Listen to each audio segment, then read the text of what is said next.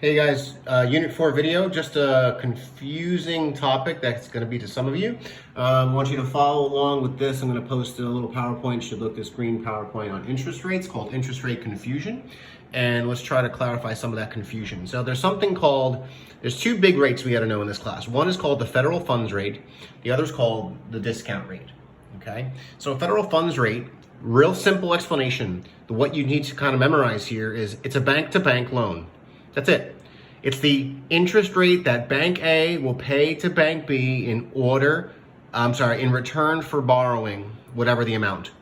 The average of this is called the federal funds rate. So it's not one bank's interest rate charging another bank or just two banks. It's a various banks. It's the average of multiple banks, what they're basically charging each other for money. I used to work for AP Morgan, and we used to do something called swaption trading. It's not quite the same thing, but a similar idea. One bank would charge a loan for $1 million at 6% to another bank, who would then in turn charge another loan for a different amount of time for a different percentage. And depending upon what happened with the rates, one bank would make more money than the other bank on the other. It's called a swaption trade. Well, it's similar to that. Banks are loaning each other money. In this class, we talk about when a bank needs money, it's probably to satisfy the reserve requirement, but that's what the federal funds rate is. Now, the Fed can't make a bank do what it wants. It can't say, oh, you must lower or raise the interest rates. But what the Fed can do is they can manipulate these banks to raise the general level of the federal funds rate or lower the general level of the funds rate. Okay, and they target so they call it a target rate. We're going to hope that the banks are going to raise this particular thing. It doesn't happen right away. It takes a little bit of time. So the Fed has something called a target rate. So it's easier if it's best explained in an example. Right now, let's say example one. Right now, the federal funds rate FFR is 5%. If the Fed wants the target of 4%, they want banks to lower their rates that they're loaning toward each other on average.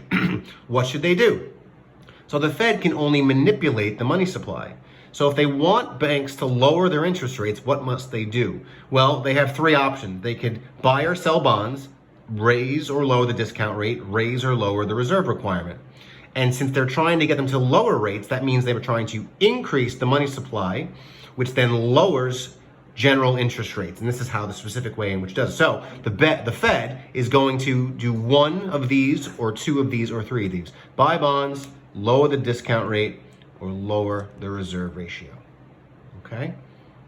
Hope that makes a little bit of sense. Now, the last interest rate that we need to know for this class is called the discount rate. Now, we've already talked about it in a couple of the videos, but the discount rate is one of the tools, okay, of monetary policy.